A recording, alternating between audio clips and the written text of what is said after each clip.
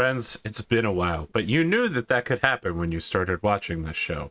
Even if you aren't a regular Raddosaurus viewer, I warned you. Welcome to the second episode, honored guests. And let me say this. You could be doing literally anything else in the world with your time, but you've chosen to be here. So I congratulate you on your perspicacity. I need to defend Rad. It wasn't Rad. Rad wasn't the reason we didn't play. Thank you, James. Rad's been here Thank you. a bit to play.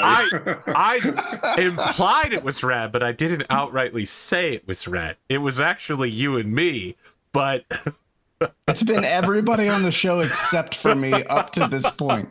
And at some point, there's going to be a run where I can't come for like 2 months, but that just hasn't happened yet. It just happens that so far, Rad time hasn't involved Rad at all. He's been enjoying that. I have. I've been riding high. We have several plots that are in the air from last time.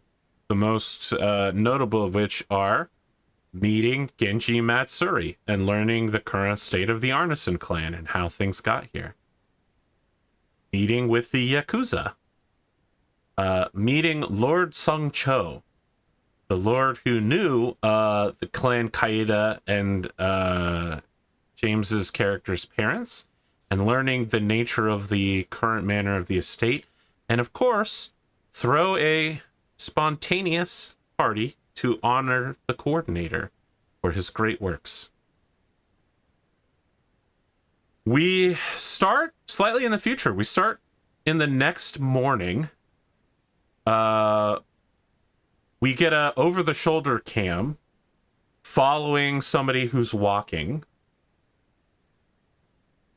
The building that has been entered has that sort of granite edificing that lets us know we're entering a formal government building. We go up the steps, we open the two main doors. There's a bench to one side and then a screened, microphone protected area that lets you know that this is a police station. And the police secretary that is there sees whoever we're over the shouldering and bows slightly and indicates for them to come around through a door and buzzes them in. Police stand up from their desks no matter what they're doing and all give a very slight bow. The camera drifts back to let us know that we are following the view of a particular member of the Genji clan going to go pick up her cousin who's in jail right now. She was picked up for drunken disorderly and several other minor crimes, and someone offers to lead you to Unit 893, and you don't know what that is, but when you arrive, there's just a single detective in the room. He's got a huge corkboard across from a big white board. You could see that your face is on the whiteboard. It's on the corkboard, and your name is on the whiteboard, as is your cousin, most of the members of your family. Your father has been X'd out. But it looks like whoever this is putting together a pretty good approximation of what your family's involvement with the Yakuza are. When you enter, this person stands up. They're slightly short for a man, Irish. I would say they're being played by Scott Kahn, son of James Kahn, who was also in Ocean's 11. He was Turk in Ocean's 11, but he was a Dano from the Hawaii Five-0 remake, which is how I imagine him right here. He's got this kind of squat, bulldogish. He stands up, he turns to you and he says, "Oh, well, look at the bull plop that just came in here. I apologize, my lady. I didn't realize I'd be visited by nobility today." I could tell by the way you're dressed. Plain clothes with his badge on his belt, is that right? Yeah, you know it. You know it. He says, "Takeda, get out of here." And the guy who led you here, salutes by pulling his cap slightly and then heads out. And he goes, "Well, take a seat. I wanted to talk about your cousin." I think, like, while he's saying take a seat, I'm walking kind of past his desk with my hands clasped behind my back and just like looking at this board.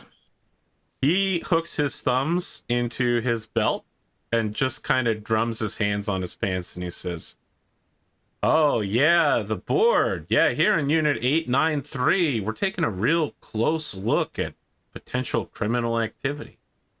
And I want to ask out of character, is it a good picture of me? It's flattering.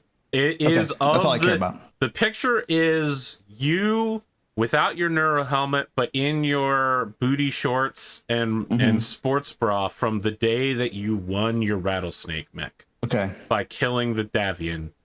And Some nice, like, glistening, beaded up sweat. Yeah, okay. Cool. I just wanted to make sure, because if not, I was going to have some more people fax over a better photo for his board. So he walks up to stand right next to you, still has his thumbs hooked into his belt, and he says, "Oh, yeah, great picture. You look real good for the cameras." I'm just nodding. I'm kind of declining to speak. I'm trying to see how much more this guy will say before I have to engage with him. So he kind of nodding. I'm looking amenable, but not, Pivot turns 45-degree angle, so he's half in, half out of a conversation with you, and he says, "So I'm thinking of letting Matsuri go, but I want to know that this kind of thing isn't going to happen anymore. There's a new sheriff in town here. All right. And who might that be?" "It's me." "Oh. All right. Commissioner brought me in here, brought me down from the capital in order to clean things up. And you know what? I've got my eye on you." Would I know about this? Would I know about this new sheriff in town? Like, this is the first you've heard of it. Okay, so he cannot have been here for very long at all, right? Because I would assume this is room something is that empty and no one else works here, as far as you can tell. Okay. Okay, I'll just ask then. Have you been in town for long then? Got here last week. Did he already say his name? He has not. I'll ask him that. I'll say, did you say what your name was? Oh, yeah, my name. Detective Hirohito. Detective Hirohito. Well, this is You can just call me Hiro. Well, this is some fine work that you've done up here on the board, Detective. It is impressive that you seem to have drawn so many wild conclusions in such a short amount of time. Wild conclusions? That's what you're going to call this? You can tell he's getting real heated right now. He stomps in a half circle for a moment before turning profile to you and turning his head, and he says, "Wild conclusions, huh? My life's work." For the first time. Okay. Your life's work. You know what I don't like? Criminal scum. People who look at the social order of our glorious society and they break it down. They prey upon the lowest and the weak, which to me makes them lower and weaker. You know, Detective, I could not agree more. There's nothing I can't stand less than a person who would place himself in a position of authority, tenuously grasping to whatever small straws of power they can reach out and grab in order to strong arm and intimidate the less unfortunate. You're quite tall, right? I'm making very well. Yeah. I would say tall for a woman, not necessarily. And he's short for a man, so I feel like she's probably like 5'9", 5'10". I mean, he's like 5'7", so he walks up to you and looks up at you slightly. Yeah, I make poignant eye contact. Okay, you two are smoldering at each other like this, and he's like, "You know what? I feel like that innuendo isn't particularly well hidden, my lady. So let me say this. I'm going to get Matsuri out of this jail cell because I don't want her here for any second longer than she has to be. But this is your problem and your mess, and you need to clean it up. I'm giving you a fresh slate because your father was an honorable samurai. And this is your starting week of serving in the Lord's Council, so you get a pass. You get a wipe. But that's it. You step 1 foot out of line, I'm going to be on your butt so fast, you won't even know where I came from. My eyes are going to be on you all the time." I have just like the smuggest fucking smirk that anybody could ever smirk. And I'll look him again in the eye, and I'll glance over to the board when I say this. I'll be like, "You've done me a great kindness today, detective, and rest assured, I'll reach out to all of my contacts." And she glances at the board and arrange a truly special welcome to you from our city very soon.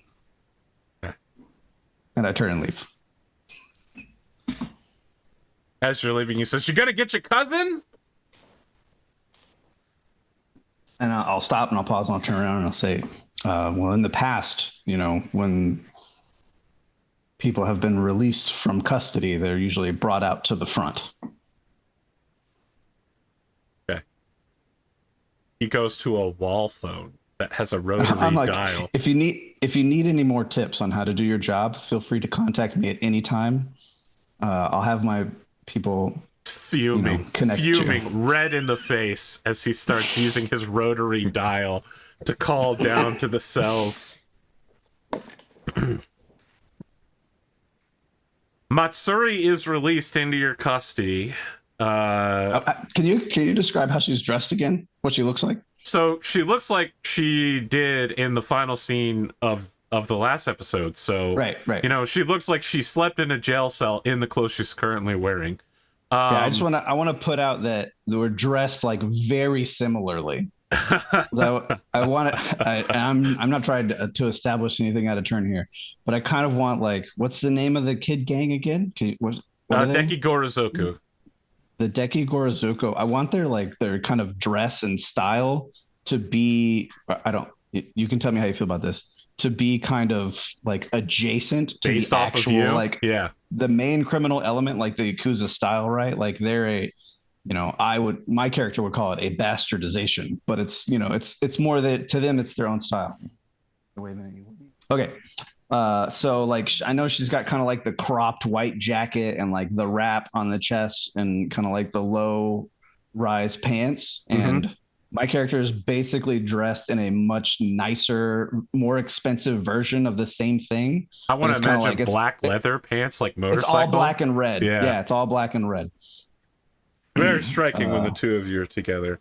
Yeah, because she's in mostly white, right? Yes. Yeah. White, and she's like the brightly colored, like purple hair, like on the inside. And so there's kind of like a mirrored effect between the two of them. And I just cross my arms as she gets released.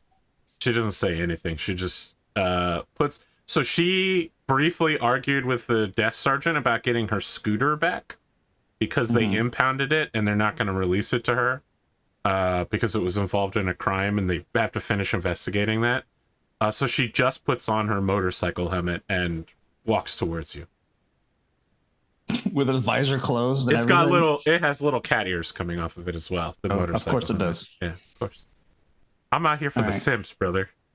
Then I'm just giving the amused, disapproved, and I'll just turn and let her follow me out. Okay. Because I don't want to have a conversation with her in the middle of the police station. Yeah, that's wise. I'll wait till we're in like whatever car I've brought to get us. Takes the hat off when she gets in to the car. She doesn't belt in. Of course she doesn't. She lives life dangerously. Yeah, she's a real rebel, this one. She kicks the conversation off by saying, I heard the deadbeat arrived yesterday. Talk to him? He did, and I did. He's a fish out of water. And he had some feelings about your mutual lack of communication, just like you pretend to. So except for I think his are genuine. She says, it's up to the man to be manly. He should have approached me first. Oh, so you've been thorough in all of your womanly responsibilities. I waited in that house for years for him. Well, living in the house and waiting in the house are two different things. You've kept plenty busy, but I don't fault you for that. It's not an indictment. I'm less interested in talking about the last few years and more interested in talking about what comes next. Are you I have gonna the make car. me marry him? Say her name again. It's not Katsuki. Matsuri. It means festival. Matsuri. Matsuri. I couldn't make you do anything, even if I wanted to. She smirks. And I wouldn't want that for you, because I do my best to live a life where no one can make me do anything. Why would I press upon you any limits that I've gone through great lengths not to chain myself to? I would have hoped that you would have known that. I realize you think your life is full of people trying to make you do things, but I think that's a delusion of youth that you'll eventually shake out of, or at least I hope it is. And I have the car taking us to the dock where our boat is, right? We're going to the boat. Yep. I'm not giving her any say or ability to dispute that. And maybe she already knows that's where we're going. I don't know. She could probably tell looking out the window. But I think anyway, she knows better than to argue with you in the same way you know the same of her. I like my goal here is for this relationship to be one of like a begrudging mentorship and respect from her perspective. Like I want to be that one cool adult in her life that doesn't always like give her shit and tell her what to do. So that I can control her, but so that I maybe have like occasional opportunities to manipulate her behavior in my favor. Wow, you really took a nosedive on that one. You started great. She doesn't know that. No, I never said I was a good guy, Arthur. I would never accuse you of being the good guy, Red. So yeah, that's the PDF. I think there's a lot of opportunity with this wayward fiance of yours, and I think you would be stupid not to explore those opportunities. He seems like a genuinely thoughtful warrior. And I think for you to attach yourself to someone like that might provide you with resources and opportunities that you have wanted in the past. I'm going to let you... I think you would be a foolish child to allow your vindictive and small emotion cloud your judgment in this matter. Okay. I was going to ask for a roll. Now I must demand one with the vindictive and small child. I will take leadership, or if you want to really press this in a different direction, I'll take your criminal Yakuza. No, because I'm not trying to like threaten in any kind of way. Okay. So I guess it's a +1. I don't know. I can never remember. How much do you have in the skill? So I have on my chart, I've written a 1. Okay. What's the highest I could have on my chart? Would be a 1, right? Yes. And then with your charisma bonus as well. All right, then I might have it documented incorrectly. I'll be honest with you. I got confused when we started talking about all of that. I'll have to go back and check this. So let's say my leadership is just a flat 0. Okay. And then I add my charisma, which is also a 0. So it'll just be a straight roll. Right. Until I can figure it out. I don't want to give myself more bonus than I should have. Just need to hit a 6. Okay. So I'll roll these 2 green dice here. That's a 6. Exactly a 6. You intimate to her that listening to you would be a good idea for her future. That you're the cool older sister mentor character that she needs in her life right now.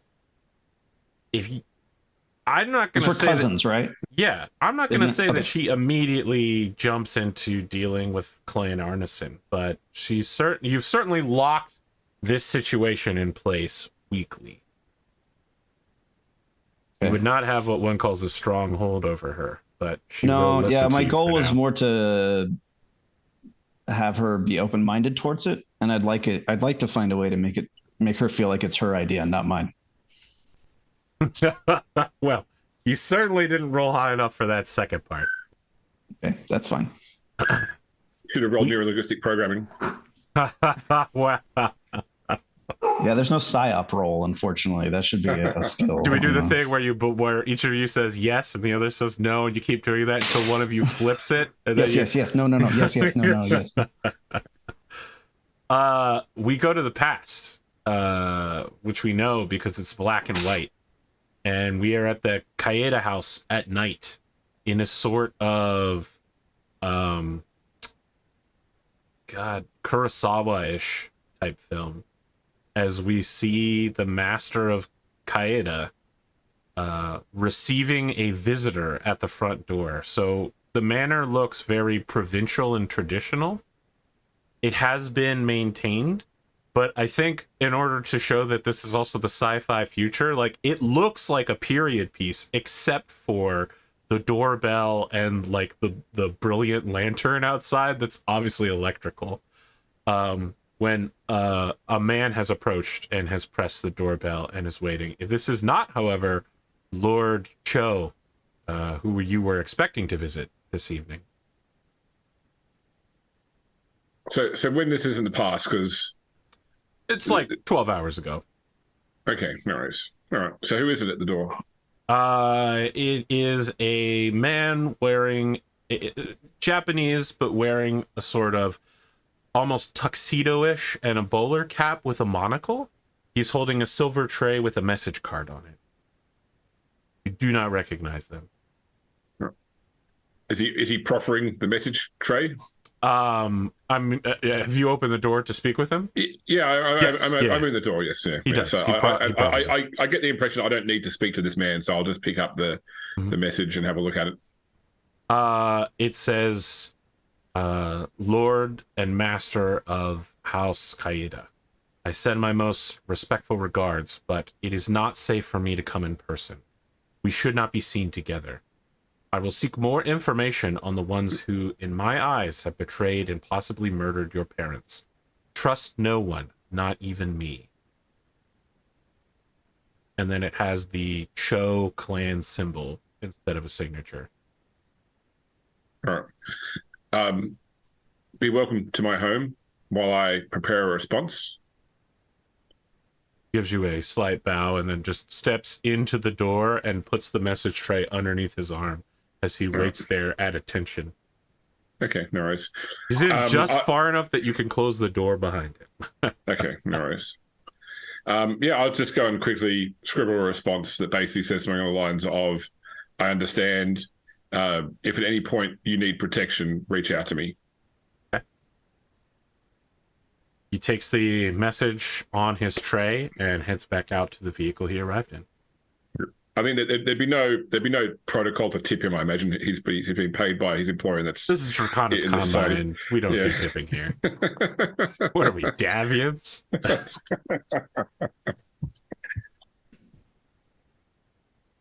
This man is well compensated by his employer. Yeah, that's what I figured. So if this is the previous night, then I think I'm heading back into town because we've got the event on the boat that evening. We cut back to that time. We back in color now? Yes. Is it? Okay. It's you and Akari, Rad's character, Akari. I had invited them all to come get the boat to talk. So it's still the past. To be clear, still the past. I just wanted to open on the Matsuri thing because the Matsuri thing was the last thing that happened, and I didn't want us to get away from that. But yeah, if you want, we can say the boat thing was the next night if you want. Yeah, or we can. I mean, it depends on how much we wanted to. Whether it's just I want to keep cutting around like it's a Christopher Nolan movie. Okay. All right. I read the notes that I wrote on my arm so that I can remember what happened. Holy shit, we are swinging. Andrew has to just have photographs, I guess. We're covering the big three. All right. That said, I do want to talk about what happens with you. You are in your catapult. You're setting it up so that you can sleep here at your house tonight. And maybe you're like putting a neck pillow on. You've just gotten comfortable when Just to be clear, mechs are quite tall. I mean, they're usually like 30, 35 to 40 feet up, right? And they're thickly armored so that you can't hear enormous explosions outside. You definitely hear the sound of a massive building collapsing. Jesus. I'm immediately going to look at what's left of my house and just assume that it's the house falling over. You look down out of the cockpit of your catapult. So, you know, the catapult cockpit can look forward and it can look up, but it has a bad time looking down, right? So you have to like get up on top of the console to look down. You can see that a construction crew has quickly set up and is just running a bulldozer through your house, and it's got one of those big cranes just tamping down the parts of the structure that are still standing. They showed up at night and they're doing this in the middle of the night. Listen, you said to get it done immediately. They're setting up like portable generators, big lights and that kind of stuff. It's only about 20 guys. Tear his house down if he didn't want it to be. Is that something we talked about? I don't remember. They're getting it started. Listen, he said he wanted the house new. He wanted a new built to spec house. Okay. That's fine. That's fine. They are smashing this thing in the middle of the night. And you can see that there's one guy who's in charge of it all. Also, weirdly, everyone you see has full arm sleeve tattoos on both arms. Very tasteful sleeves. It's really obvious because it's so dark at night, and yet all of them have some sort of glittering dragon scales on at least one of the arms. And only 8 fingers. Well, yeah, he's up in a catapult cockpit. I didn't want to say that they were all missing at least one pinky, but, you know, we know even if he doesn't know. I thought it'd be cool if I sent some people that also set up like go ahead. I was gonna say I think his immediate response would be to flip on the mech's like exterior lights. Just light it up. The big floodlights come on, and then I want to imagine that you have to move the mech slightly so we get the like creaky. There's like a kaiju moment where people like dive for cover. Stands up. I feel like everybody is. It'd be crouched down. So everybody the lights come on, then the mech stands itself up. Everybody but the guy who's in charge are all freaking out that the mech's moving, and he's just like, "Come on, listen, we aren't being paid by the hour here, people." You think Madam Genji is going to be paying us to stand around and geegawk at a mech? This isn't the first time we've seen a mech. Let's get on this. Chop, chop. I want to see if they like set up like a perimeter for the supposed construction that's now taking place at my bedtime. I mean, the perimeter is floodlights. You know what I mean? Like, they're not keeping anybody out because to get here, you'd either have to arrive by boat or drive through a tall, grassy field. You know what I mean? Like, they don't expect random people to be walking. Just to be clear, this is also, it's pretty sketchy. You know what I mean? Like, some people might be wearing hard hats, but there's no, like, perimeter line, essentially. This is a pretty loose racket going on here. I mean, like, it's not like we're out in the middle of the city where I would expect if they were doing construction to put, like, a fence up. Yeah, you are you are definitely at the edge of the city, for sure. You're along the tourist road that leads to, you know, the beach, but, yeah. This is unusual. I'm going to walk my mech up to the construction, but I don't want to walk into, like, where they can... Yeah. So I want to stop like right where the perimeter lights are, so I don't risk stepping on the equipment. Okay. And then like I'm gonna lock my mech and crawl out and use my mech's like loudspeaker to ask for whoever the foreman is. All right, the foreman like waves you over. He's definitely got like a cigarette in his mouth that flaps a lot whenever he talks. Oh, we're Jurassic Parking then? Okay. Yeah. I think I'll lock my mech in place and then get out and go walk over and talk to the foreman. Okay. And, he gives you a deep bow and he says, "Sorry about all this bullshit. You know, the lady said to get started on it immediately. You wanted a new place. We really have to destroy the current structure. Once that's done, we'll take a look at the foundation, what we have to work with, consult with you about the blueprints. The structure's 100% condemned." As he says that, the garage just implodes. It sends a cloud of dust like over both of you, like half his body is covered in dust as he's talking to you. He doesn't react at all. He's just like, you can call me Foreman Rowe. Foreman Rowe. Rowe. Rowe. I think Siegfried is like, I want to say he tries to carry himself like a gentleman. So I think like when he bows towards me, I think like Siegfried gives him like a half bow back as like a sign of respect. Okay. And then when he introduces himself, I offer my hand to shake his hand. Okay. If at any point you think I would notice that he only has that he's missing a finger on a hand at all, please chime in. He is not missing any fingers on either hand. I think this close, though, you will notice that almost everyone has a right finger pinky loss. Some significantly more. I think last session, when I rolled to see if I had any kind of knowledge about the Yakuza, I rolled double ones. Yes. So I think maybe I'm just assuming... like, wow, construction's dangerous. These guys are keeping construction regulations real loose. You know what I mean? We laugh. We laugh. I got no hard hats. For real, I meet people all the time in the construction industry missing pieces of fingers. It is not as uncommon as you might think. I'm not laughing right now about this. It's pretty common. I mean, I've seen what a conveyor belt will do to a finger. It is not a pretty sight. I was thinking over the last month that it'd be cool too if some of my people would set up like some GP medium like military tents as like kind of semi-permanent structures, right? Well, we're just starting with destruction first. Yeah. So like I don't know. I was like, can we give this guy like a cool little army camp for him to hang out in while his building is being built? So I feel like there's maybe some of that will eventually come. So you can see that they have arrived in cars, but there is a motorboat here.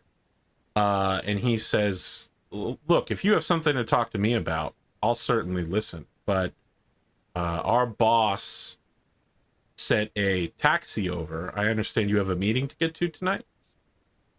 Say that one more time. He says, I understand you have a meeting to get to tonight. And he gestures toward the motorboat, which is going to take you to the harbor. Gotcha. The harbor. Okay. I'm going to look down at the fact that I'm now covered in like construction dust from the garage falling over and be like, well, oh well, it couldn't be any worse. And I want to thank him and ask him if there's anything him and the construction crew needs to, don't hesitate to ask, and I'll see what I can do. My resources are limited, and having just got back on the road. But I mean, he says, hey, listen, my understanding is that Clan Genji's paying for this, so if you see something you want, you let us know, okay? Okay, well, we'll talk more about that when we get to the actual construction phase. And then, look, I'm just glad I got my guys. If you want to do a tear down in the middle of the night with 3 hours notice, at the very least, you have to be able to get your guys, okay? And I was able to get that. If they didn't offer you guys to come out here, I would have just walked over the building with the catapult there. Hey, well, listen, the building might not be good, but these foundations, they're brand new. All right? They got less than 5 years on them. Okay? We can work with this. Awesome. I look forward to seeing what you guys You don't want to damage the utilities in the process. Yeah, I guess you're right. You know what it costs to get a new main line out here? I mean, come on. Forget about it. I love that this guy has like a... God, I don't know if I would call it like a mock Jersey or Brooklyn accent. Yeah, I'm going for it's definitely developed. Yeah. I'm wandering somewhere around New Jersey, I think. It's becoming more and more Super Mario at every sentence it comes out of. Hey, it's me. When I played the Call of Cthulhu computer game, I could handle the boss an accent right up until an NPC had the line, I'm the Blackwater Harbour Master. The Harbour Master. I'm the Blackwater Harbour Master. Water? Sorry, I'm from West Virginia. We wash in the creek, so... Yeah, I think I just thanked the guy and told him, keep up the good work. Maybe next time, if you're going to do some demo, though, let me know before before Hey, you start. buddy, pal, I didn't even know you were here. Fair enough. I know those 60-foot mechs just about out of nowhere. How am I supposed to know you're sleeping in your mech? Okay, I guess that's fair. I'll give you that one. All right. Hey, listen. You're looking a little rough there. I'll tell you what. I'm gonna call my cousin. He's gonna have something nice for you. You think you look good in like a summer festival outfit? You know, like one of those fancy men's kimonos? Brother, I can look good in anything. Okay, well, yeah, he slaps you in the stomach when you say that. All right, look, I'll have my cousin bring it down. He'll be waiting for you when you get to the harbor. I appreciate that. Okay, no problem. I mean, I caused this problem. I'm going to solve it. That's what we do here in the construction business. You're not causing any problems. You're just trying to take care of them. Okay. You hear him just begin. He sees somebody doing something. He's like, you're doing that wrong. Come on. The client's right here. You can't step over that pile of wood. You got to walk around it.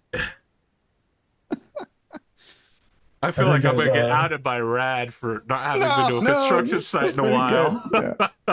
Yeah. The only unrealistic thing is he wouldn't have yelled that in front of the owner, right? He would have gone over and like smacked that guy and whispered it to him. Like, what the fuck are you doing?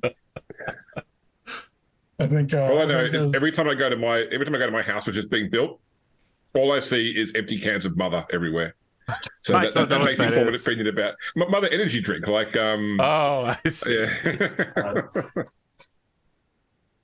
Yeah, I think as I'm walking off, I just start yelling at the rest of the crew, like, "Thanks for the hard work. Keep it up, guys. Appreciate you." Sorry, Monster. I mean, Mother. Oh, Monster. Yes. Yeah. I thought that was just the Australian version of Monster. Yeah. Like, oh, they got Mother. I don't drink it, so I don't. Yeah. Yeah, I mean, I stopped drinking I it don't put because that shit in my body. I have a wooden beer stein, and I drank a Monster out of it and ate the lacquer off the inside. Oh. So I was like, I'm just gonna stop. We're done with that.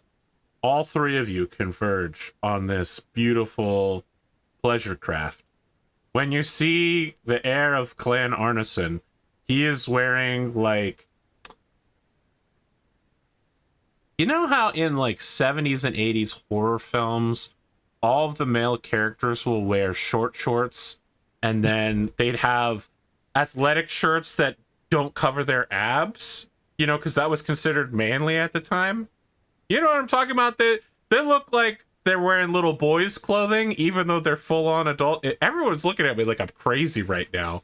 Like they haven't seen Friday the 13th or something. I'm imagining Josh Brolin from The Goonies. He's got his little like cropped like sweatshirt with like the sleeves chopped off. Yeah, and cropped short sweatshirts. shorts. Yeah.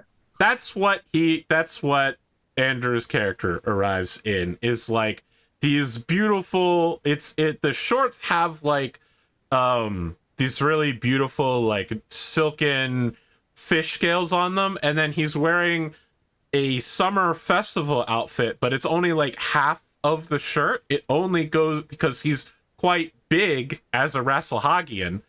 It doesn't fully cover him, so he wears it kind of cropped, and it just makes him look super macho and 80s. Straight out of a Vice City's load screen. He did. If you've ever played the Yakuza games, he looks like he looks like a fantasy RPG character who's still wearing the custom clothes in the cutscene. You know, I think if he's learned anything from his military career, it's not what you're wearing, but how you present yourself. So I think he's just walking around all confident in it. This is actually considered highly fashionable on Valentina, just to be clear. I know we're mocking it, but we've also lived through jean leggings, so, you know. I think I have 2 levels of culture Valentina, so if I know that, you recognize this is the new high fashion. It would be a little bit better if it was longer, but the three of you can... season? It is late spring. Okay. Kind of a warm spring night.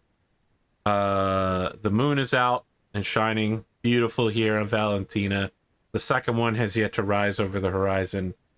It casts a kind of vibrant purple light over the area. Because it's Half Moon Bay, the moon rises perfectly between the 2 points of rock that make up the artificial bay reef. This was, it was done intentionally so that at the peak tourist season, you could see the moon rise over the bay, which is right now. And this pleasure craft is a full-on yacht. It's got Can I request a small that your yacht has like a sunken lounge on it somewhere? What do you mean by sunken? Like just like it's like where you've got the circular lounge, which is like at the floor level and down. Yes. So everyone like sits down into the Yes, that's up near the bow, right? It's the forward pleasure deck. Yeah. In the back has got like it's got a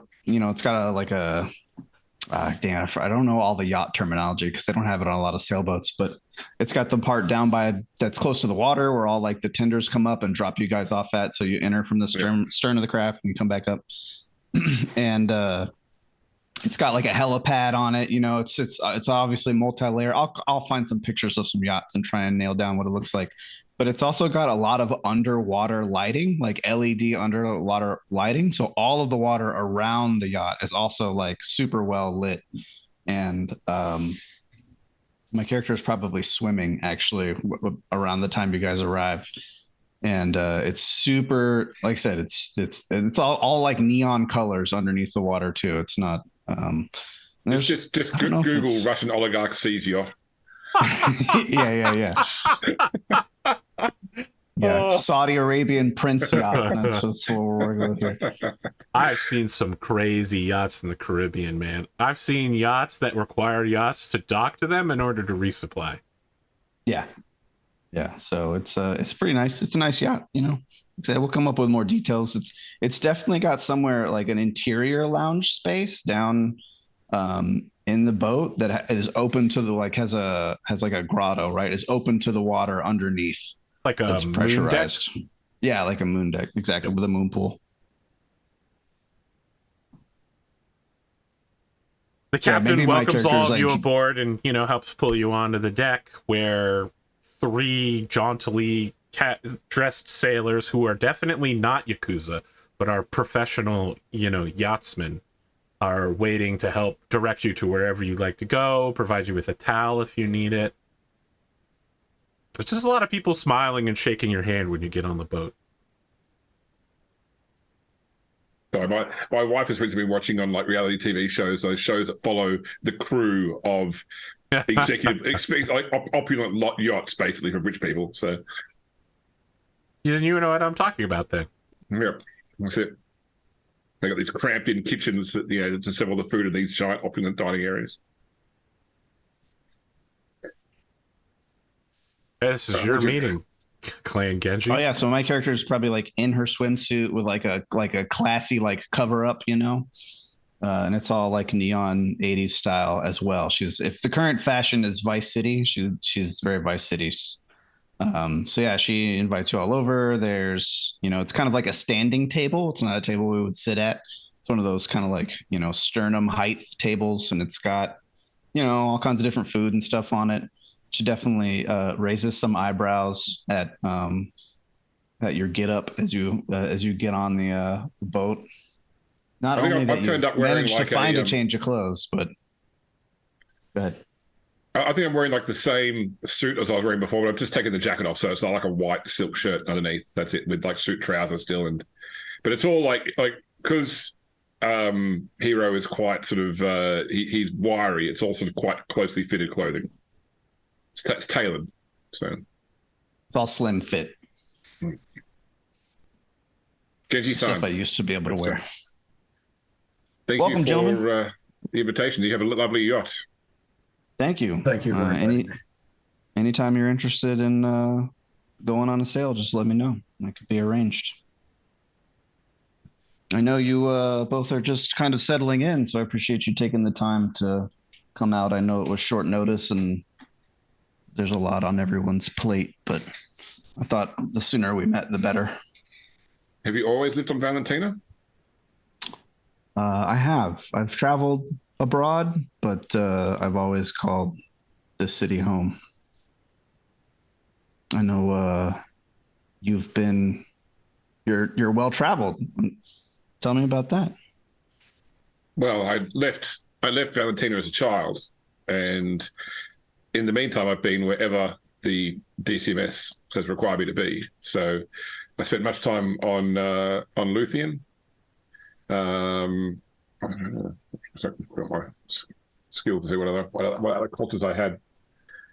So I mean, most of my time's on Luthien, but I have travelled around the marches as well, just on deployment. Never really long enough to really get a feel for the cultures, but enough to sort of have a whistle-stop tour of the coordinator's domain.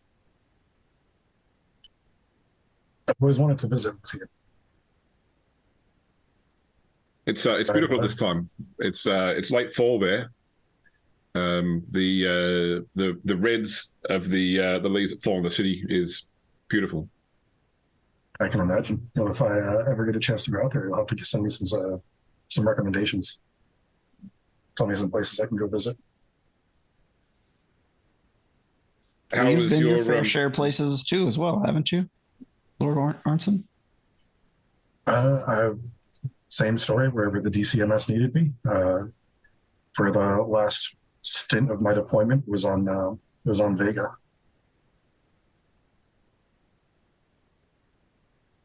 And how are the estates you've returned to? I mean, it's land.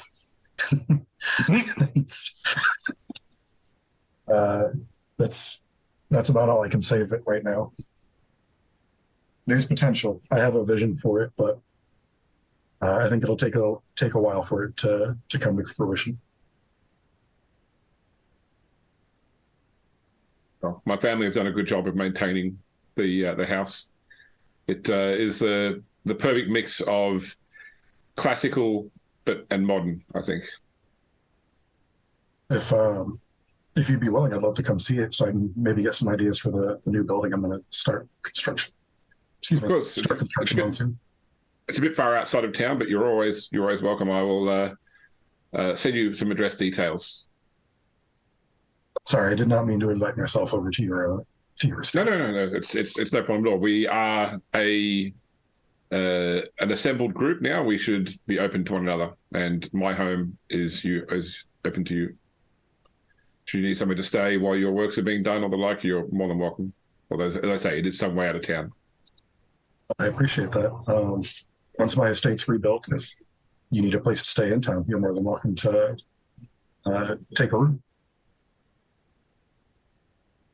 Should we discuss this matter of the celebration that we've been asked to pull together? Yeah, I think that would be a good idea. I want to imagine that at this point, the yacht starts moving, and you also see that the nightly fireworks are starting to go off above the bay. And so as you guys are heading out silently into the darkness of the bay, tourists gathered all along the harbor piers are watching that are going off almost over top of the yacht, hundreds of feet up. And you get all the white lights from the harbor of all the flashes going off. Yeah. Yep. Yeah. Where should we sit? Continue. Oh, I have a sunken lounge actually at the bow of the ship that I think you'll find quite comfortable. So sunken lounges are completely opulent on ships because they take up some like more space. It's incredibly inefficient. Yeah. Right, yeah. So it's just one of those things where it's like, if you want to, so I don't give a shit how much it costs. You put a sunken lounge on a yacht. Yeah. Yep. Yeah. So my sunken lounge actually at the front is the helicopter pad. It just lowers down to a lounge, and then all my people come out there and they put all the lounge furniture on it real quick, and then they get out of the way. So if a helicopter comes, you get blown out of the ship. If you're sitting Sorry, No, I'm just kidding. But yeah, so we can go up there. We can sit. I think my character is still being like, she's still pretty rigid. She's still pretty proper. She's trying to get a read, right? She doesn't want to completely relax and be herself until she has a good idea of these two relative newcomers. before she really puts down her guard. But she's being very cordial, very hospitable. So, people will bring hors d'oeuvres and drinks and stuff throughout as you guys want stuff. It's a pretty ritzy affair, I guess. But as we sit down, I'm definitely the sort of person that, like, in a lounge sits forward rather than leaning back, and like has like elbows on the knees, like, and talks expressively only in a very small area in front of their face, so and like thinks like this, So. That's funny. I think while we're in the lounge, I think Siegfried is like taking a very relaxed stance. He's leaned back. He's got one leg crossed. He's got his arms spread out, like as far as the couch or lounge will allow him to spread his arms out. If possible, he's essentially taking up like an entire couch almost by himself. Oh yeah, there's plenty of room. I think there's nobody else like hanging out. Akari is pretty similar. I think she's pretty relaxed. She's sprawled out, lounged out. Maybe even has like her feet up on a table kind of situation with a drink in one hand. She's like, I'm glad to hear y'all speak so openly and be so agreeable to working together. I really had hoped that would be the case when I heard you would be both returning home. I think there's a lot we can accomplish together, and I think organizing this party will be a good way to start that relationship. This is all quite new to me. This is not really the life I think I had envisioned, but I am here to be guided, and I don't know anything about organizing parties, but whatever skills I do have, I offer at the group's disposal. I think that's great because I am excellent at guiding people. Don't let me interrupt, please. Keep going. Yes. What? I mean, surely you have some ambitions. If it's Hiro, if it's okay if I call you Hiro. Well, I mean, I went out to fight for the Combine, and I was never going to be the heir of my clan. I was never going to be a merchant like my father. But circumstances have conspired to bring me back here. This is where it's deemed best for me to serve the coordinator's wishes, and so that's why I'm committed to whatever this is. But my skill set has been largely built around military indoctrination since an early age. I mean, I have some experience with leading teams, for example, but I have never managed a household. I have never planned events or the like.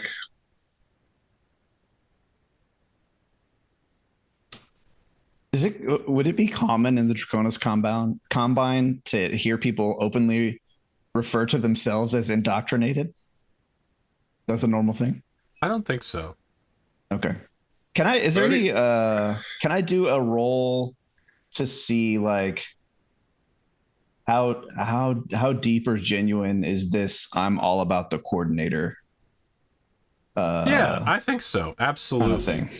I think what's at stake here is recognizing the touch of the internal security forces. Okay. Something that they haven't touched on, but probably is obvious through the talk of indoctrination and such. Yeah, I mean, military indoctrination is a common parlance term. Yes, I think in modern military would use that term, but I think this will be a perception check. Okay, I think I'm okay at that. With wisdom. Okay. This is a +1. All right. A 6. You do. Yep. Yeah, you're picking up definitely instilled loyalty. And I mean both instilled and loyalty. And this definitely has the stink of forced government patriotism insofar as, you've just heard that they were an orphan who was raised by the state to... it's genuine insofar as they've never had any option or decision to think about anything else.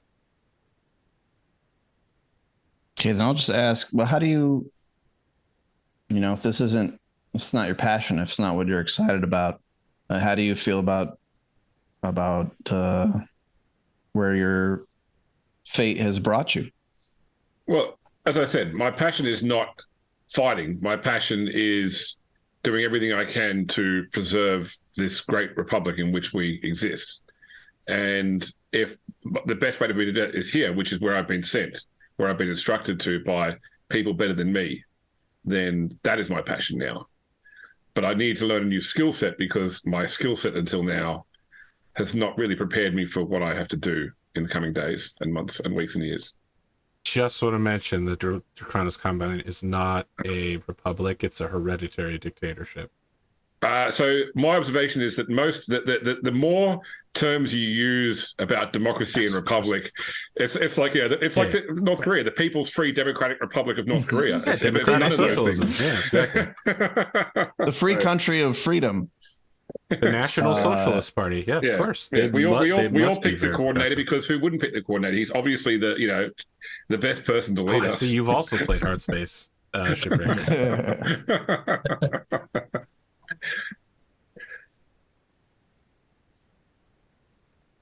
Okay.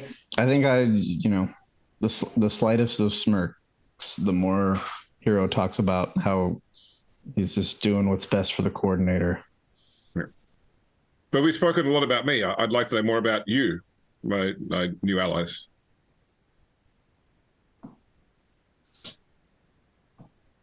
Well, I've been here all my life. I've grown up here. My house it hasn't been exactly smooth sailing over these last few years, but now that I have been placed at the head of it, I'm hoping to turn that around. And I think there are a lot of opportunities in the city that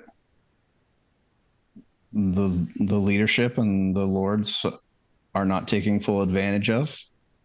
And I'm hoping that working together, we can improve both our own fortunes and the function of the city through our efforts and coordination.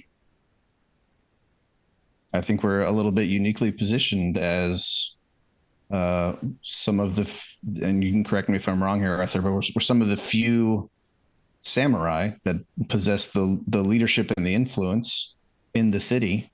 And I think that gives us a lot of opportunity and influence if we go about it the right way. I think everybody stands to benefit, including the coordinator, by furthering the aims and the efficiency of the city. It's an important hub for the region. I want to be clear that Hiro nodded at everything you said, but understood about 25% of it. I'll be honest. I think Siegfried's kind of like tuned out. I think he's just blown away by the yacht and just kind of enjoying it. I think he's just now realizing like we're starting to talk business, and he's like, oh shit, we're doing stuff. Somewhere over the water, you can hear Margaritaville is being played acoustically from a bar that you're passing. And what have you, Arnsson? Tell us more about yourself.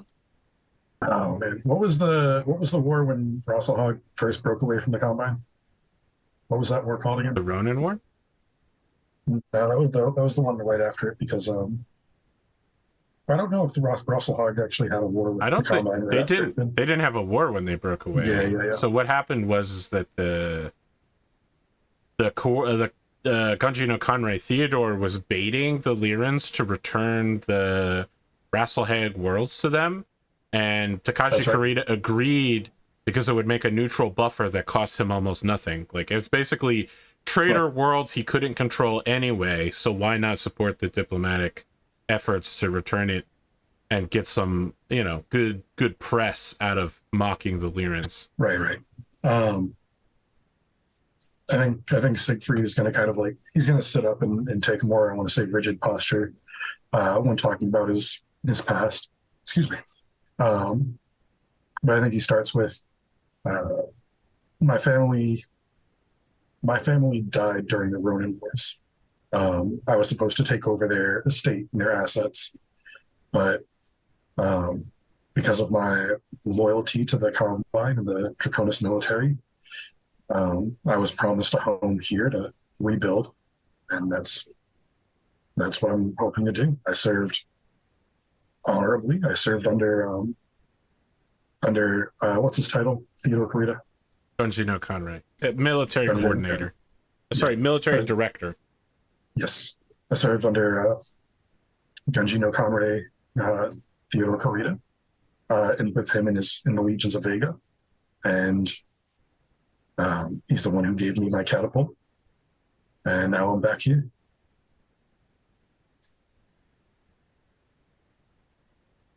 And out of character, my family's not dead. I'm just saying I'm recognizing them as dead because they stayed Rosselhagian.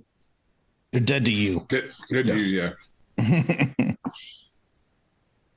They speak Swedish rather than Japanese, and that just ain't good enough. Sorry, are you also a mech pilot, Lady Genji? I am, and it's just Akari.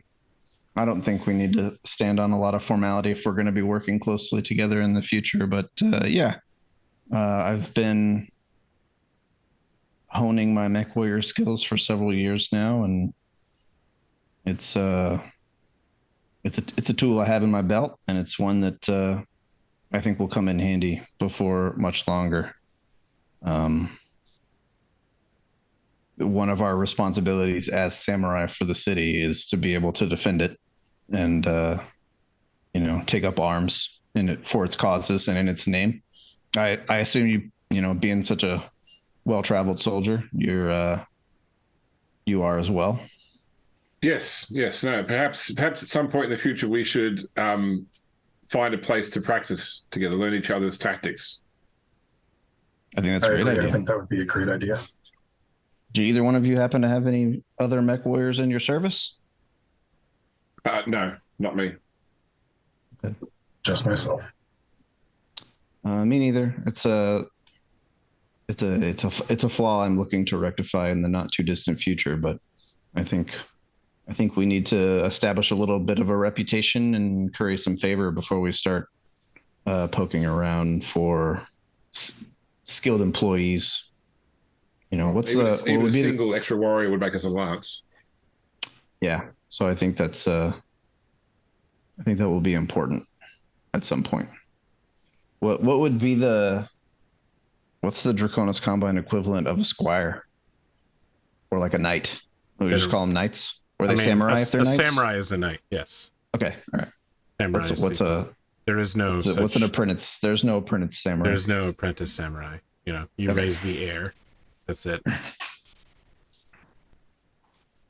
And if we were looking for samurai as like into your asset type situation, would that be like an inside hire? Like, are we finding one locally, or is that coming like from off planet? Either. There are loose samurai on this world, and of course you can raise somebody to the rank of samurai in the same way that you could knight someone. I mean, without you providing for their equipment and their mech, unless you like grant them an estate or something, they're essentially beholden to you financially. I mean, our state is blessed with a large population, but not necessarily a large amount of mechs to go around. It is resource poor and highly efficient. This is the exact wording coming out of the Draconis Combine Sarna article written by the Draconis Combine itself. They make use of the whole pig. Highly efficient. Great social work.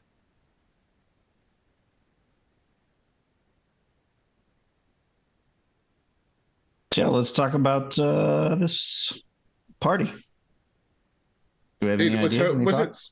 Was it implied that this had to? I mean, one can call a spontaneous party as in to say there's an event tonight, but it sounds more like they wanted something that just comes through osmosis, suddenly just begins and builds. Is that what we were? They want you to throw for? a viral event. Okay, so they want what do you call it when a flash mob? We do a flash mob. Flash mob. Yeah. Even though flash mobs are all obviously meticulously planned. So just to be clear, this kind of thing happens a lot, but it's not, it would be impolite to be like, look, this is a planned event. It's just like, oh, look at how spontaneous this is for the cameras that are all here. What? Look, Carnival just spontaneously happened tonight. Like, it's Exactly. Awesome. You understand how it works. Yeah. Just remember, there's only one television station. It's the Voice of the Dragon, and it's run by the Internal Secret Police. The ISF. So, and that's what Hiro is affiliated with, or is that something different? You don't know that yet. I don't know that James has mentioned it, and you didn't roll high enough. But yes, James was raised by the ISF and has been training to join the ISF version of Navy SEALs, which is the Draconis Elite Strike Teams. So normally being a member of the ISF is considered to be a shitty job and you're an awful human being, but also you're scary as hell. The Draconis Elite Strike Teams is you suddenly get vaulted to like, oh, you're the best in the whole country. You're a national military hero. You're the greatest. So that's really the two switches you get when you belong to the ISF. It's like being in the Air Force. You're either a fighter pilot or you're the person that scrapes shit off the runway. Okay. Perfect. Those are the only two jobs in the Air Force, by the way, in case anyone's considering joining. That's exactly how it's how Top Gun taught me. Don't join the Air Force if you're over 5'10", because then you're a shit scraper. Okay, you all fit in a plane. You're just gonna scrape the shit. You're gonna either pour the concrete of the runway or you're gonna scrape the runway. In fact, you're not even gonna pour the concrete of the runway. We have civilian contractors you got do contractors that. to do that. Listen, and the civilian contractors, they also are the ones that shit all over the runway, and so that's the shit that you're having to clean up. Part of their contract. It's part of their contract. Yeah, they come back every week and just give it a fresh coating. You gotta go out there and scrape up. Yeah. Okay, we just Okeanos our way into the past. Flashback. Rage poop. Yeah. God. So yeah, my house has a lot of issues and is on the struggle bus a little bit. But one of the things that I do think we do very well is interface with the common folk, the working class of the city. We have a really good relationship and a lot of influence with the everyday man of Hangatsu. So I think with y'all's help in sort of your perspective fields and areas, I think this should be a relatively easy task for us to be very successful at. I feel like, Akari, this is your operation to lead. You clearly have the expertise and the contacts. You just need to let us know what we need to do to make your vision come to fruition. And I'm happy to do that. I'm happy to take the lead, but I don't want at any point for our relationship to not seem like an equal partnership. So I want to encourage both of you to speak up and share your input and your ambitions to me at any to each other at any time, because I think this only works if it's mutual and equal.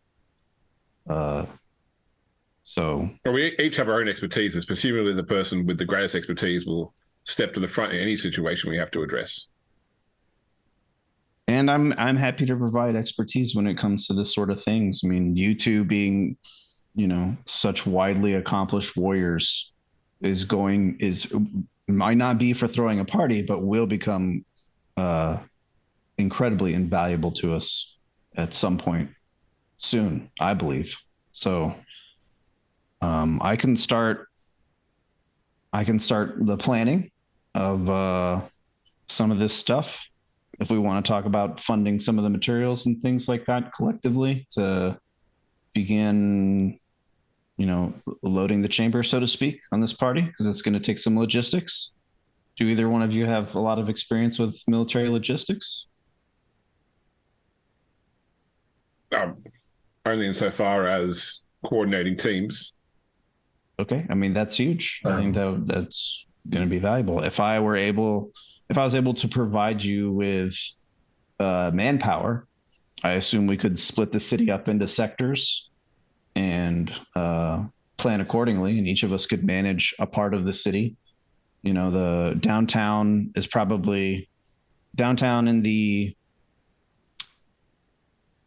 tourist area and are probably the two most important areas to have a lot of visibility in. So, I mean, we can take those and focus in on those things. And if we want to do some in some of the other areas, I mean, let me know. One thing we'll need to do is in whatever regions we want to focus this party, we'll need to coordinate with the Lord that is over that region. So it'll also be a good opportunity to reach out and establish some relationships there, because generally I try not to walk around in other people's backyards without letting them know that I'm going to be there. I think in my head, I'm starting to... Oops. Go ahead, Andrew. I was going to say I have some experience in negotiating with mercenary contracts. I'm sure I could expand or expound on that to local businesses if we needed vendors. I think in my head, I'm like breaking down the city into like tactical zones, not based on socioeconomics or suburbs. It's literally like, you know, this will be one arena, this will be a second arena, and that's how I divide it in my head, thinking about where, you know, where I'd start. Government planners, total nightmare. I make a mental note to send you Kenneth Cross's guide to civil military operations. Oh, that's right. That's Rad's actual real life specialty. Civil military operations. Right. Yeah, I chapter forgot 1. until just this moment. Setting up the CMOC. Yeah. I will require this group to make 3 rolls. Each person must make a different roll from one of the following skills. I need a business, culture, Valentina, and bureaucracy roll to set this up. That said, I'm gonna say them again: business, culture, Valentina, and bureaucracy. Now, you can substitute your roll for leadership or tactics at a -1. All of these will be rolled with wisdom. Oh, jeez. Well, I have 0 to my wisdom, but I do have +2 to culture, Valentina, and I do have +1 to business. So it's one of those skills that nobody has. Does anyone have bureaucracy? So if you have a +2 to culture, Valentina, I think that means you have a +1 then, because you've put 2 skill points into it, which means it's a 0 and then a 1. Because in this system, the first skill point you put in opens it at a 0. Yes, it just makes it a 0. Yes, yes. Yeah. So you have Go ahead. Rad, do you have business? I don't even see business on my list, so I'm guessing no. Okay. But Andrew, you do have business, don't you? Yes, it's only a 1, so I'll be rolling at a 0. I got a +1 in culture, +1 in persuasion, and +1 in leadership. So I feel like Rad would be best with the culture, because his culture and wisdom would be a total of +2. Correct. Andrew, your business and wisdom would be a 0. If I was to do tactics in place of bureaucracy, that would be a 0 for me as well. So I've got 1 in tactics, but my wisdom is -1. Actually, it will be a -1 net for me. Okay, this is gradated. You hit a 6, you get the minimum necessary for your roll. Every 2 points higher, there is a benefit to the people of Hankatsu Bay. I feel like I've rolled above 6 on everything today, so now I'm pretty afraid. You rolled a 6 and a 7, so you've basically I've run out. Skated across the line. So I'll do the bureaucracy roll, because no one's got bureaucracy, and I'll do it with tactics. Okay. So, you do divide the city up into pieces. Okay, so with my total then becomes a 4. Yep. Well, I have to tell you that the people who live here and the government permits required to get this done are not happy that you're like, you know, this neighborhood and this neighborhood, and somebody's just like, you want to mix those 2 groups? First off, that's not even... I have to do 2 sets of paperwork for this. You just spend all you know, you have like 3 days to get this done. You spend at least one of them just in a records office somewhere waiting for someone to figure out what your actual request is, because it can become so complicated. They have to go and like get city bylaws to figure out if they can even do it. I feel like because no one wants to say no to a samurai, they just get very good at telling me it'll be a bit longer. Or yes, they actually keep sending you to someone else so that person will tell you no. And I take all that at face value, and it's like, okay, no worries, I have to go over here now and do this. I have to fill this format, no problem. You know, I let myself get tied up in red tape. Yes, it's almost like you failed a bureaucracy role. It makes me think of Parks and Rec. When Ron Swanson gets the circle desk and you're just walking around trying to talk to him and he's just rotating away from you the whole time. That's okay. Who's next to fail a roll?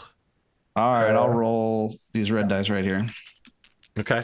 This is a +2, whatever this is. Sure. Well, that's great. Nailed it. That's an 11. You were rolling for culture, I believe. Yes, culture of Valentina. Listen, this group needed somebody with their finger on the pulse as to what the people of Hangetsu Bay like. The only one of you that actually lives in Hangetsu Bay completely nails that. You know, while Mr. Subdivision over here is attempting to get 2 different ethnic groups that don't really mesh that well, but are geographically located close to each other into the mock surprise. You're like, all right, so we're going to need to do something different here and different here and different here. I don't try to make the Hatfields and the McCoys party together. Exactly. All right, Andrew, it's time to... Here we go. Kind of down to you, really. Nailed it. Boy, you're just... This is your curse. Yeah, it's like golf. This is how many crimes occur during the festival. Very low. Excellent work. What's your bonus on this? Luck, right? What's your bonus on this business roll? It's a 0. A 0? Okay, so you hit I only have 1 skill. Yeah. Okay. Look, you go around and are trying to get local businesses involved in this, and they don't even recognize who you are. Like, you're like, I'm a samurai, and one dude just throws you out, and he's like, I will call the police. Stop lying about being... I've never heard of Clan Arnsson before. Get out of here. Go. He's like, I'm a samurai too, and I say, get out. You are basically run out of every business you go into to get small charitable donations to get this event kicked off. I know we've made these rolls, but I want to cut back to you finishing planning back on the yacht. The captain has arrived with his 3 stewards. They're handing out frozen strawberry lemonades, a tapas that is like dry olives with it's like a mac and cheese sandwich, but if you put a pizza between it, so like it's pepperoni slices in between the 2 slices of cheese, and the pepperonis are pre-crisped up. And a cheese board, and he's just like, thank you so much for riding with us tonight, boating with us tonight. We've prepared this excellent spread for you, and here's to the success of whatever your business ventures are. We'll go to sleep soon. I cheers it up. So I missed what was Andrew's role? I missed Andrew's role. I got a 3. Like the business, yeah, he rolled a 3. Trying to get the business together. So I feel like, you know, Akari's got this whole thing planned up, and we just turn up with like, oh, we've completed our job for you, and hand us over this lump of shit. Empty pockets with no money in them and no completed permits. Can I? So I assume I find this out that they've both failed miserably. Yes. Can I leverage any of... So, like, I did my role and I did it on Culture Valentina. So I feel like I was able to accomplish my task without involving any the Yakuza. You want to use the Yakuza as a backup to force this to happen? Exactly. Let's set the scene then. Okay. I'm gonna go talk to my mom. You are going to your mom, Akiyama. She is in I want to imagine it's like the Sam Crow meeting place in Sons of Anarchy, right? Like it is a building attached to your estate that is not owned by your family, but owned by the Shinsen Gumi organization. And you know, everyone who enters that building is Yakuza. You are treated when you are there well, but it's clear that they don't consider you to be a member currently. You know, you're not inked up like them, you haven't lost any fingers, and more importantly, you're a samurai. When you enter the like ruling council elites room, you are, however, recognized. Your mom Akiyama is sitting with some mahjong tiles that she's playing against several of the other members here. You could see that the boss's cat is wandering around. The boss himself is not present, but other members of the Shinsengumi's ruling council are here. Counselors, consigliere, that sort of thing. Your mother looks up from the game, disappointed that you're even in this room. Jesus. Yeah. I mean, she's an Asian parrot, so disappointment immediately. I bow very low and regret my life choices of not being either an engineer or a physician. And I'll go and take a spot on the floor wherever she's sitting, next to and slightly behind her, and just wait to be addressed, because I'm not going to speak until she wants to talk to me. Plays out the rest of the game and then turns to face you and says, "What are you doing here, Akari? This is no longer the place for you. You are the head of the household." I had hoped, Mother, that I would always have a place at your table. Of course. I've been hearing strange things about your usage of our resources. Helping some foreign barbarian mercenary. Arranging for loyalist parties. Mother, you know, everything I do is for the betterment of the family. Of course. I believe that it's in our best interest to gather resources and allies. And I think these two newcomers are in a position to be influenced, to be both allies and resources. She proffers a long, cigarette holder, takes a hit from it and says, "Do they know who you are? What you are?" They know what I've told them. You think they'll still trust you when they learn that you are the daughter of a Yakuza? I think if they trust me first, I could convince them to. She turns her head slightly after making a humph noise that I'm not sure came through the microphone. No, I got it. Okay, good. Yeah. Excellent. Yeah. And she takes a long drag on her cigarette to consider what you have said. I believe they're an investment. And they're both desperately trying to keep their heads above water. And they have failed in the very first task that I have given them to complete, which puts us again in a very advantageous position to bail them out of that failure and put them further in our debt. And I've come to ask for your help in making that investment. Who is asking me?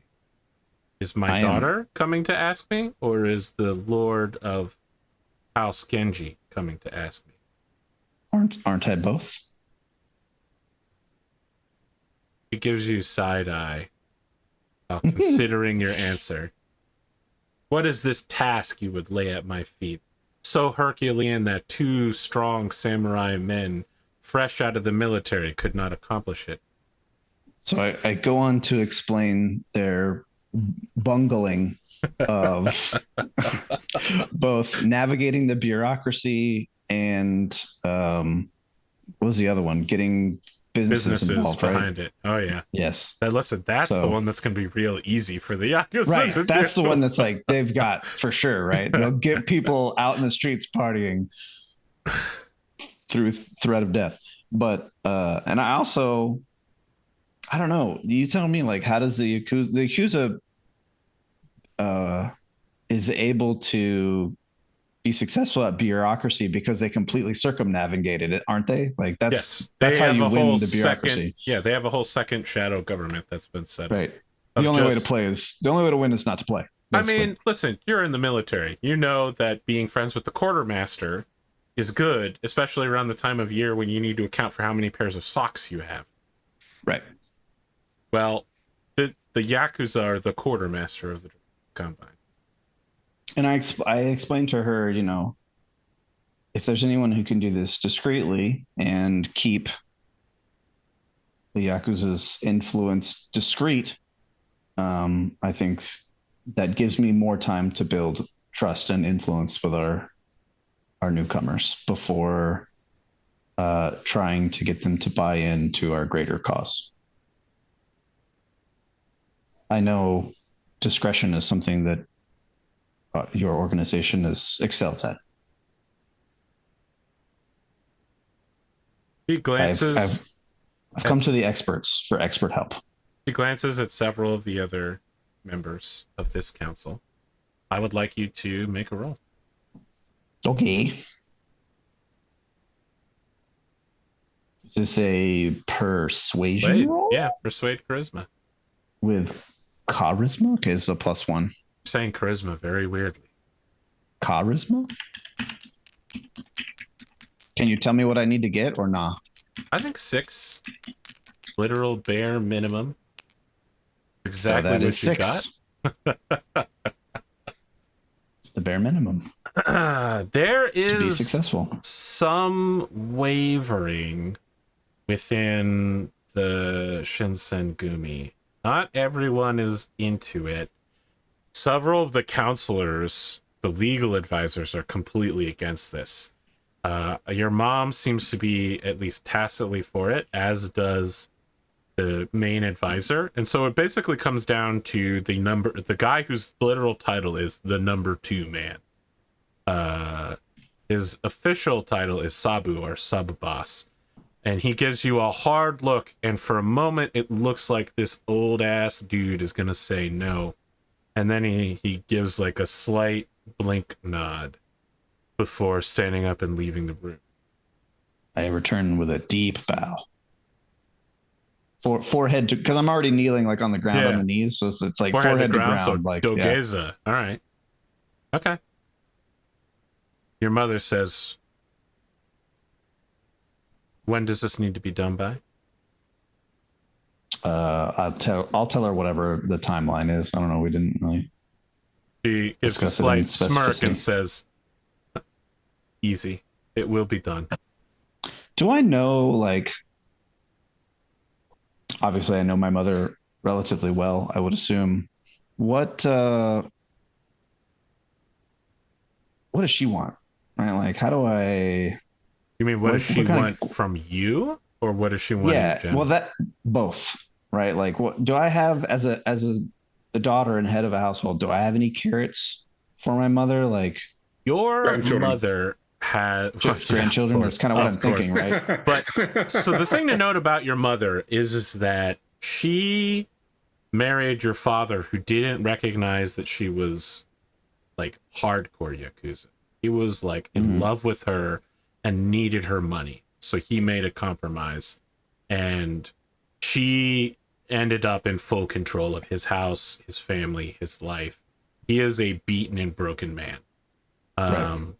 What she wants is to wash this criminal life away and have your generation recognized as legitimate samurai, rather than tainted by the attachment to Yakuza. So your coming here is a disappointment to her. This is the opposite of what she wanted. She wanted you to get out of the life in the same way that the clan is attempting to force your cousin Matsuri into marrying a samurai, in the same way that your mother married a samurai. They see this as a way to get out of the criminal life and legitimize the organization. And y'all just can't stop fucking up all the time. And your mom would love it if you got your shit together and stopped trying to rely on the criminals as the backbone of your power, because it's never going to end then. Also, grandkids would be great.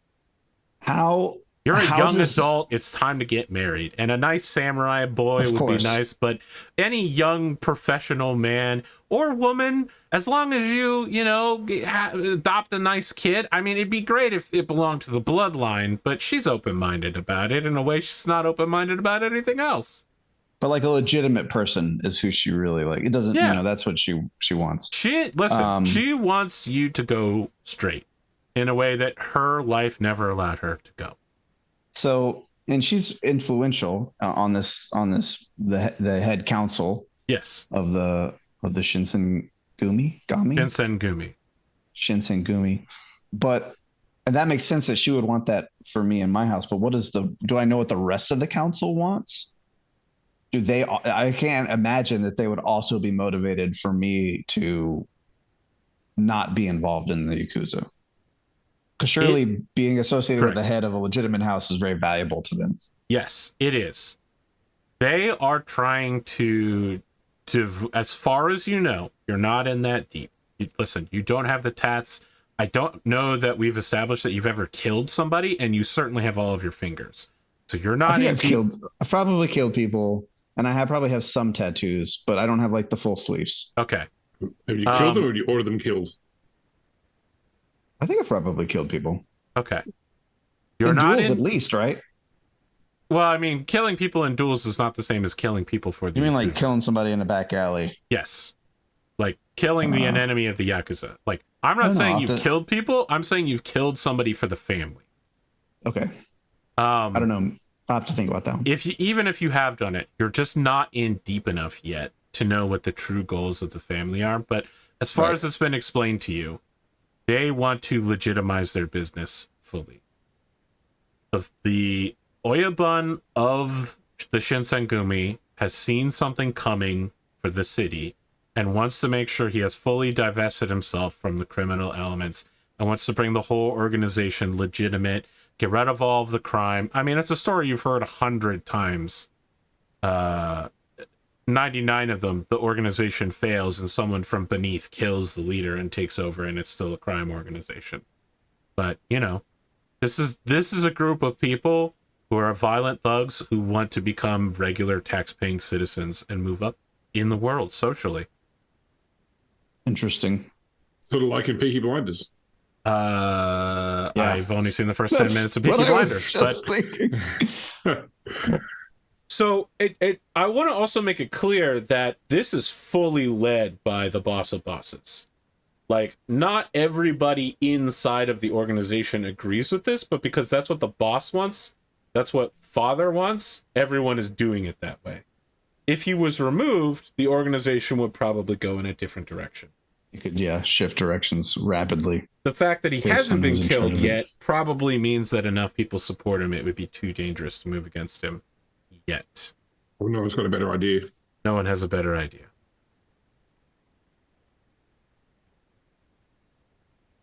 I like that I am perched on the middle of this. My character is perched in the middle of this seesaw. Between two worlds, I took some real Spock inspiration. Direction. All it's going to take is a series of failed rolls, and she's going to be... One way or the other? It's either going to be a bunch of successful rolls, and she'll be a reputable head of like a successful house, or after a bunch of failed rolls, she'll be plotting to kill the boss of boss and become the boss of bosses for the Yakuza and take them in a more criminal direction. You're welcome for the first two failed rolls. Or our failed rolls. I'm already one toe deeper than I was at the beginning of the session. Somewhere out there, Detective Hiro is putting 2 new faces on the wall and tying them with red string. You believe this bull plot? At some point, I gotta have that guy killed, but that's fine. Not yet. Not yet. I think for our final scene, I do want to cut back to the morning of Arnsson. You wake up in your mech cockpit. You can see that, as promised, the Genji house has proffered you a houseboat that you can live at attached to your land. Nice. Your construction people have made a small fresh dock for you out of like rigid inflatable materials. There's nothing more like 80s and Vice than living out of a houseboat. Having a houseboat, yeah. Having a Bloody Mary first thing in the morning. You, however, have received a electronic message that if you would like, there is someone from the Inuyama hospitality establishments who's heard about your paperwork in wanting to set up casinos, and will send a car at your earliest convenience to meet with you in the outskirts of the cities at a corporate conference center, Suite 1211. Yeah, I'll send the message back that I'd love to meet. Okay. What are you wearing to this meeting?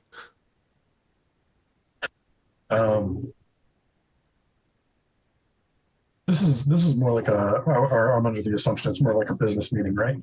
Yes. Okay, I think he's wearing I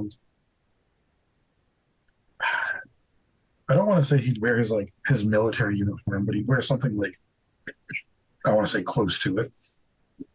I think he's whatever he can provide himself that's as close to a suit that he would reasonably have on hand. Okay. Which might just be his military like dress uniform. I think going in your military uniform is a strong move. Yeah.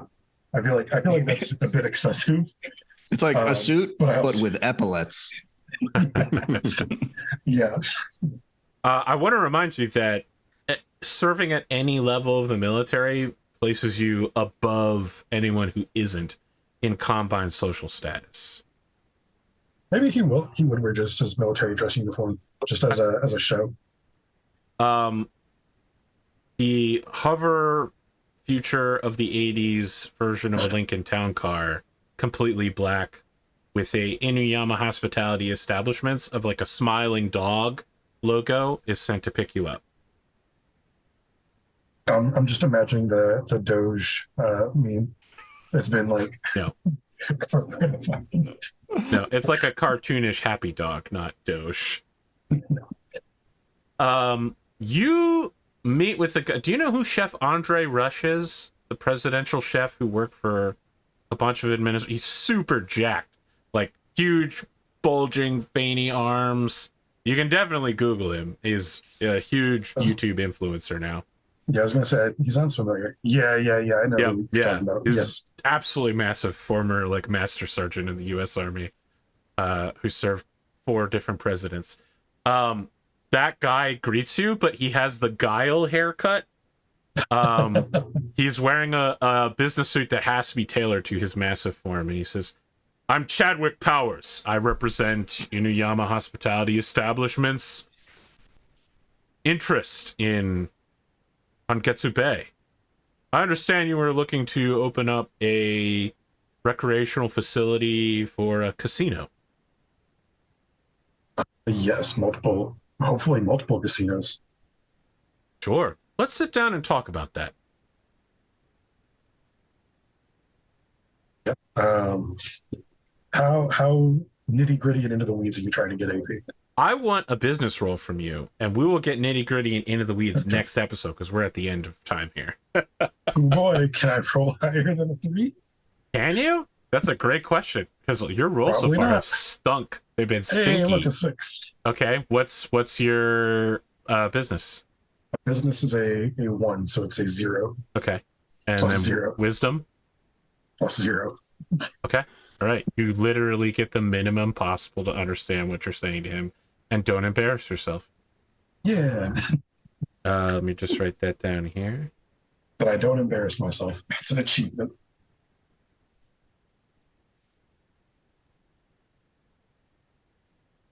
Okay. So next time, plot lines that are in the air are Inuyama hospitality establishments.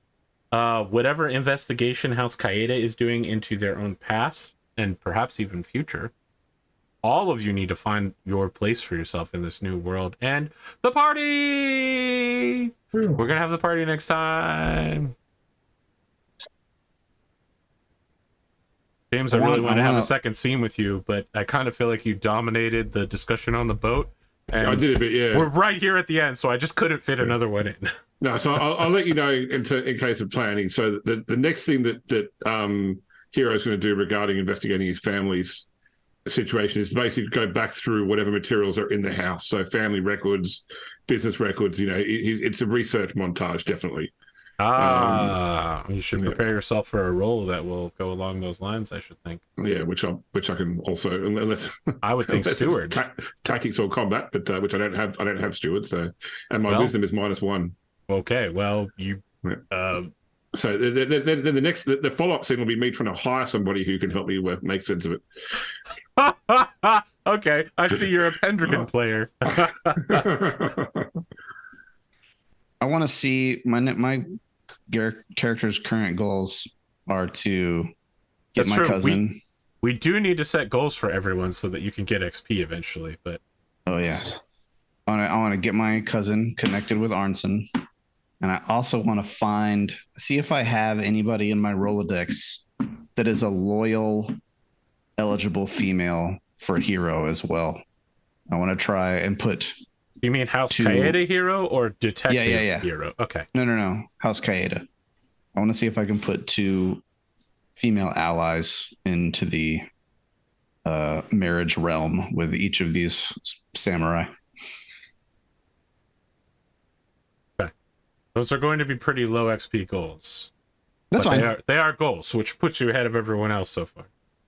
So that they have those 2 then, and I'll have to write those down. And then my other one was still to align yourself with the new lord. So you can only have 2 goals for XP. Okay, then let me just do. So I still have the existing one, which is to align yourself with the new lord in the casino district with Arnsson and his casino efforts. Yep. And then my other one is to. I'm gonna let my cousin. I mean, I'm gonna be working on that, but for XP, I want to find somebody for Kyeda. Okay. That I can have influence on. I mean, I feel like the thing with Matsuri will definitely tie into your original goal for sure. Yeah. It could be strongly said that you aligned with him if your cousin is married to him. Right. And then maybe in another session or 2, I need to start looking for eligible people for myself as well. But I think that's kind of it's high on my list of things to do as a player, but I don't think it's very high on my character's list of things to do.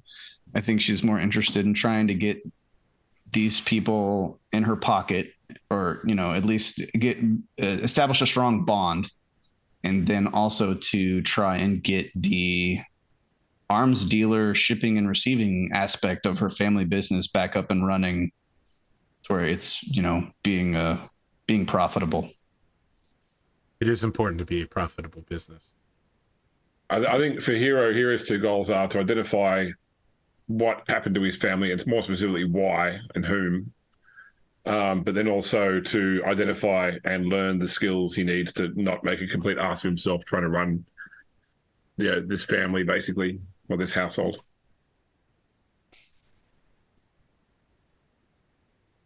I think Siegfried's 2 goals, he's trying to establish himself essentially from nothing. So I think his first goal is to start something that's turning a profit, and then to establish his house. I would say I'm not even sure if it's necessarily finding a wife, but I think it's definitely having kids.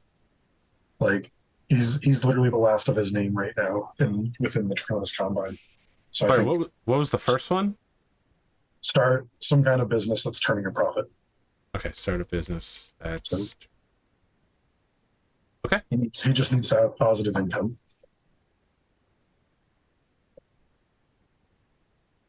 Excellent. Well, as you accomplish them, the number of people that know that you have accomplished it, and whether it advances local, state, or federal plans, and whether it honors your clan or Baron Koji, will determine how much XP you get for it. But I'm glad that we all have 2 goals to work towards. Any closing thoughts here on the second episode of Blades of Honor? I think we have a lot more into like who we are and what we're doing now. I think that was what's important. I thought that's good. It was a good session. I know not a lot of progress was made, but we certainly learned a lot more about the characters. Yeah, I learned a lot made more about of my character. progress introducing a lot of cops and criminals. So okay, I'm still figuring it out. My character is developing mid-play. There's a way I thought about playing Siegfried, which is not how I would normally play a character, but I think for him it would fit. But I'm kind of on the fence about it because it's a little bit of a more brutal than I think I'm normally used to playing, and he could very easily become, I want to say, like kind of the bad guy or heel of the show. I'm a big fan of Detective Hiro. Yeah, me too. Yeah. Arthur's first slam dunk NPC of the campaign. Were you planning to have him like? It looked like you were chewing gum at one point, Arthur. Like, is that Yes. sort of like? Yeah. But that's his aesthetic. Yeah, I thought so. yeah. I also wanted that he never swears, but he always says something that's really close to a swear. You know, he keeps it all PG, but makes it seem like it's PG-13. That's very big drill sergeant vibes. I want him to be like the Ethan Hawke character in Lord of War. He's gonna handcuff you to the plane. but I have the same ending where it's like, okay, so you caught me, well done. You know, you're going to get an award. You're going to be a big song, but you're still going to get told, "Let me go," because I make this machine work. You know. Yeah. I love that actor too. Of course, I know him mostly from the absolute cinematic masterpiece, Ready to Rumble, with David Arquette. What a wonderfully awful movie that was. I had a good time. I still haven't really figured my character out, to be 100% honest. I get really wrapped up in being like really gaming it hard, you know what I mean? Like trying to be very cunning and shrewd and make like a lot of tactical decisions, and this tends to happen when I play a character that's like too much of a self-insert. So I will be looking for a way to turn up the silly as she becomes more comfortable with the people that are around her. I think right now she's just like she's in a phase of kind of hyper focus, like I'm in charge now. I got to fix everything. I got to get the ball rolling. I got to do all these things, and I think that probably makes her like very rigid. But I think I'm at my best when I'm playing a himbo. So I got to find a way to bring some of that himbo energy to this character. Listen, what stuns me is that you didn't go to training day with Ethan Hawke, but maybe that's just because that was my first Ethan Hawke film. And then I saw Gattaca, but I hate that film, Training Day. I didn't enjoy it, and I don't rate it. You like to get wet, man? But for me, it was like my first gang film as a kid, you know? And I was like, wow, this is absolutely wild. I could also see him being played by like Sam Rockwell. I mean, like for me, he's Sam played by Rockwell. Scott Caan, the guy I based I like his look that. off of. I'm keeping it. Yeah. This time around, I decided to rad the character so you knew who you were talking to, because I'd hate for him to just be like, I drew this character for you, and I'd be like, no, my head is exploding! Did you see that article I sent you where people are like, my toxic trait is when an author describes a character in a book, I just replace it with whoever I think it is. And I was like, no! Stop! Yeah. Oh my God. All right. Are we good for next week? I asked tentatively. I think so. Yeah, tentatively I'll say yes. Oh my God. It could happen. We could get it in episode 2 weeks in a row. And listen, Patreon friends at home, I got great news. We might also have an episode of Oath of Endosteel this week. Let's all give ourselves a clap for that one. We could get Blades of Honor and Endosteel all at the same time. Don't say it until it's recorded. Listen, when I used to say we'll be back next week, or maybe not, I don't know, you used to be like, no, you have to say we will be back next week. Now I say that and You're just looking to argue with me, James. Listen, I got some slow burn Whittington revenge plans that are definitely going to come up at some point. Okay, it might not be with this character. It might be with the next character down the line, but at some point, Great Grandpa Genji is going to get his. Okay, it's coming before he dies of old age. I don't know if you've been watching Endosteel, but Genji has been a major player in the 4th season in a way that I didn't think he would be. But I remember him staring at a wall with a missing sword. yes, yeah. That was important. That was the takeaway from that conversation. The missing sword. Not the dramatic Not the rest of it. convincing of 2 characters with one speech of doing the right thing because it's the right thing. I'm pretty sure I'm current on that show. It's just been so long since I watched an episode. I'm not sure I remember That's much of what's going because on. there hasn't been an episode in almost 2 to 3 months. Yeah. Yeah. I won't talk shit because that's what this show's going to be like too, boys and girls. But we told them ahead of time that was how it was going to be. Yeah. Is this show going to be on the new overlay? Yeah, it's on the new overlay right now. Nice. All right. Sick. Enjoy. I didn't mention that at the beginning. This is Rad's new overlay. He said he was going to do a bunch of different stuff. Does it have falling petals? It yes, doesn't. Probably won't yet. I You're going to put included that in? So yeah, Okay. the falling from the last overlay. I kept it. Yeah. Okay. I'm going to is the first of more to come, right? We're going to separate it up into layers. We're going to make it dynamic and it's kind of 3D-ish. So I think the next thing, I'm probably going to go away from the overlay for a little bit because I think the flat version is good enough for now and start to focus on some character art probably next. You know what they say? The most permanent fix is a temporary one. And I think, I think maybe what I should do is for like the first 3 or 4 or 5 characters that I draw, I'll only draw Arthur's NPCs. There won't be any actual player character art on the reel for a while. Why? I'll do the detective. I'll do Just do everything but their face. Yeah, all faceless. Oh my I'll just cut the frame off at the neck. So I'll be like that, the secretary from Powerpuff Girls. Yeah, no, this is a Yeah, reference to James's last character that Rad drew. Yeah. I'm a big fan of your mech was art too, forever by the a way, whip. Rad. Yeah, I like drawing mechs, but it doesn't come as intuitively as characters do, so they take a lot longer. And also, I'm afraid to do mechs because in Alpha Strike we might lose them on a pretty regular basis, and there's no way I'll be able to keep up with like a revolving mech door. So I do want to do mechs, and I will, but that'll probably be a little while before we see any of that. Characters will come first, and mechs will come. Characters will come first. House sigils I want to do like relatively soon. Banners, kind of like I did for Oath of Endosteel. So if you guys want to be thinking about what your like house symbol or Mon. crest Is is, that right? Your What is mon, this? It's called yes. a mon. That's yeah. what it's called. Yeah, the smiling one has a sick mon. Mon. Okay. Yeah.